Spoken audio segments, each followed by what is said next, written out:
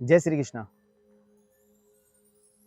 आप सभी का स्वागत है हमारे YouTube चैनल परमारथ यात्रा में।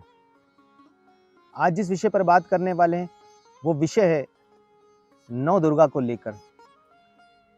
अब श्राद्ध का अंत हुआ और नवरात्रे का आरंभ है, तो बहुत सारे लोग हमारे नवरात्रे रखते हैं, परंतु वो किस प्रकार से रखते हैं या किस प्रकार से रखने चाहिए ये इन्फॉर्मेशन, ये नॉलेज उनको नहीं होती।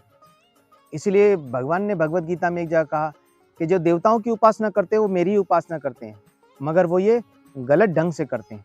और वो गलत ढंग क्या है, आइए हम आपको समझाते हैं। हमारे साथ बने रहिएगा हमारे YouTube चैनल पे परमारथ यात्रा।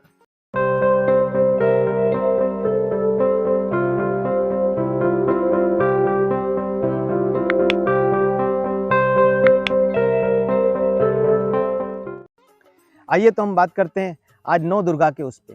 9 दिन नवरात्रे चलेंगे और इसमें बहुत सारे लोग जो है माता रानी की तरफ जाएंगे और उनकी उपासना करते हैं। ये माता की उपासनाओं का जो ये दिन चल रहे हैं और इसी दिनों में लोग क्या करते हैं कि उनकी उपासना के साथ साथ थोड़े से नियम तो चलाते हैं, लेकिन उन नियमों के साथ अपने निजी नियम भी सारे चल रहे होते हैं। जो हमारे रोज़मर्रा की जो रूटीन होती है वो सब चल रहा होता है।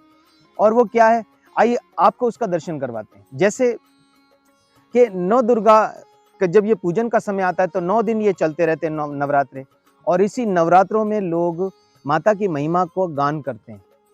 बड़े बड़े फंक्शंस, बड़ी बड़ी तैयारियां और बड़े बड़े प्रसाद और बड़ा बड़ा डोनेशन, ये सारे काम करते हैं, परंतु ये कई लोगों का किसी कारण की वजह से व्यर्थ हो जाता है।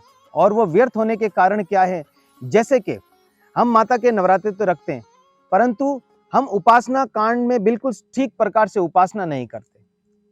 और वो क्या होता है, हम अपने ही तरीके से उनकी उपासना करते हैं। जैसे कि शराब पीकर उपासना कर ली, अथवा इनका जो आखिरी दिन आते हैं 9वां या 10वां दिन आता है दशहरे का, तो 9वें दिन पे बहुत सारे लोग क्या करते हैं कि जीव हत्या करते हैं, वहां पे बकरे की बलि देते हैं। देवता कभी भी ये बलियों को स्वीकार नहीं करते। देवी भागवत कहता है कि देवता जितने भी हैं ये कौन है, ये लोग सब ब्राह्मण हैं, और ब्राह्मण इस चीज को कभी स्वीकार नहीं करते।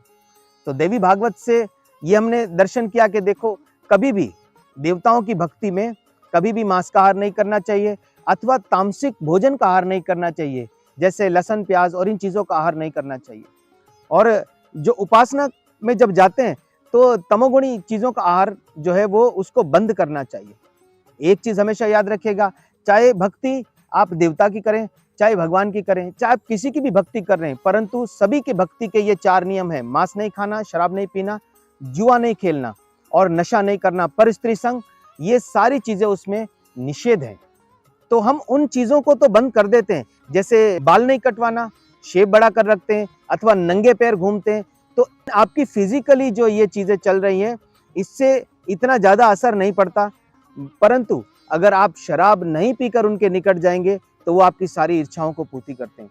भगवत गीता के एक अध्याय के महात्म्य में ये बताया गया कि एक स्त्री और पुरुष एक माता के मंदिर में जाते थे और माता ने वहां पर देखा कि ये व्यभिचार करते हैं, वहां पे शराब पीना, मांस खाना अथवा संभोग आदि इस प्रकार की वो क्रियाएं करते थे। तो माता ने सपन में जाकर उस पुजारी से कहा अपने भक्त को कि आप इनको मना करें और आपको इन दोनों चांडालों को यहाँ से बाहर निकाले, ये मेरे मंदिर में आकर ये सारे काम करते हैं। और हम लोग जब नवरात्रे मनाते हैं इसकी खुशी में हम नाचते गाते, और जब साथ जो चल रहे होते हैं वो सारे शराब के नशे में होते हैं। तो ये आपका सारा धर्म व्यर्थ होता है, आपकी सारी साधनाएं व्यर्थ होती है। इसलिए सावधान रहिए, और जब भी आप देवताओं का पूजन करते हैं तो पूरी पवित्रता से और पूरे नियमों के साथ कीजिए। इस पे आपको देवताओं का आशीर्वाद प्राप्त होगा। तो आज छोटी सी इन्फॉर्मेशन थी जो आप तक पहुंची, तो उम्मीद करते हैं कि आप इसके ऊपर जरूर अमल करेंगे, और आप अगर इस पे नहीं चलेंगे तो आपका धर्म व्यर्थ जाता है, क्योंकि ये चीज़ें शास्त्रों में निषेध हैं। शराब पीना, मांस खाना और तामसी भोजन करना, ये सारी चीज़ें मना की गई है शिव पुराण में आप देखेंगे कि आपको इस चीज़ का दर्शन मिलेगा कि लहसुन और प्याज को आपने आहार नहीं करना है। तो इसीलिए इन दिनों में, 9 दिनों में इन चीज़ों का त्याग करें और अपनी भक्ति को जारी रखें, और भगवान आपको इसी में आपके ऊपर कृपा करेंगे और देवताओं की कृपा बरसेगी, और आप नियमों पे चलते हैं तो भगवान की भी कृपा आप पर बरसेगी।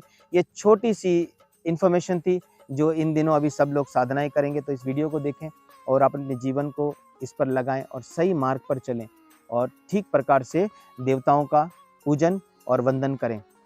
हमारे साथ बने रहिएगा। हमारे इस चैनल को आप सब्सक्राइब करें, अगर आप नए हैं तो इसको सब्सक्राइब करें पहले, ताकि आने वाली हर इन्फॉर्मेशन वीडियो आप तक पहुंचती रहे। इसको सब्सक्राइब करें, लाइक करें और इसको शेयर करें। बहुत बहुत आपका धन्यवाद।